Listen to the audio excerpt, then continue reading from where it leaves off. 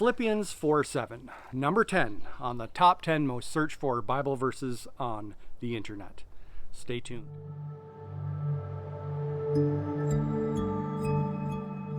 Hi everyone, I'm Mark Leeming from the 1 Minute Preacher and host of the Thursday Morning Bible Brief. This will be the first in a series of 10 videos in which we're going to be looking at the top 10 most searched for Bible verses on the internet, beginning with number 10 and making our way Thursday by Thursday until we reach number 1.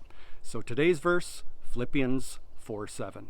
Philippians 4 verse 7 states, "And the peace of God, which transcends all understanding, will guard your hearts and your minds in Christ Jesus."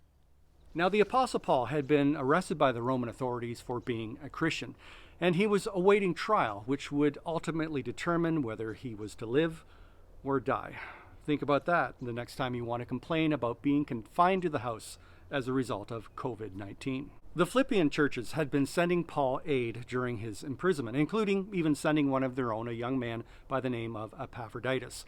And Paul wrote this letter back to them, essentially just letting them know how he was doing. Now, in order to understand verse 7 of how the peace of God would guard the hearts and minds of not only the Philippians but ourselves as well, we need to understand that Paul first gave some qualifiers. Verse 7 is the tail end of a line of reasoning that he began in verse 4. In a nutshell, Paul said to the Philippians that if all they did was complain all the time, if they had a reputation for being a bunch of obnoxious religious jerks, if all they did was worry and refuse to take their worries and their anxieties to God in prayer, then they would never be able to understand this peace from God that is beyond all human understanding. Paul said in verse 4 that Christians are to rejoice in all situations.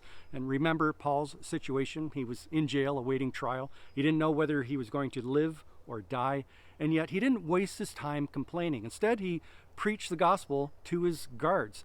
Paul knew that God was much bigger than his situation, and because of that, he could rejoice. In verse 5, Paul said that the Philippians were to be known for their gentleness. They were not to be rude. They were not to be inconsiderate. They were not to be quarrelsome. Rather, they were to be known for their consideration and respect of others. And in verse 6, Paul urges the Philippians to not be in a constant state of worry and of anxiety, but rather take all of those things to God in prayer. Now, I could talk more about that, but since verse 6 is number 5 on our top 10 most searched for Bible verses on the internet, I'll talk more about that in a few weeks. So in light of all this, Paul says in Philippians 4:7 that God's unfathomable peace would guard the hearts and the minds of the Philippians. Now, it's interesting that Paul used the word guard. In ancient Rome, if a prisoner escaped, then the guard or guards were held responsible and then executed.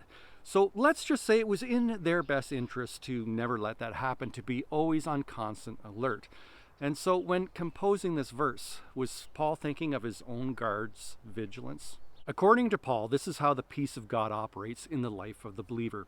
It guards against our natural waywardness to want to escape from God. Because we all have sinful feelings, sinful thoughts, right? That want to send us over a spiritual cliff. And yet, just like a stoic Roman soldier, God's peace is there to prevent our escape. Now, that doesn't mean we become picture-perfect Christians, that we will never have sinful feelings, sinful thoughts. It doesn't mean we will never complain, never grumble, never have doubts when we're going through trying circumstances. We'll have to wait till we get to heaven before that happens. It does mean, however, that God's peace will guard us so that we stay in Christ. Do you know this peace? Now, Proverbs 3, verse 6 is number 9 on our top 10 most searched for Bible verses on the internet. So why not join us for next Thursday morning's Bible Brief? And if you haven't already, please do consider subscribing, hit the notification bell. And if you'd like to see more of my videos, why not click on some of those end cards over there? Many thanks for watching.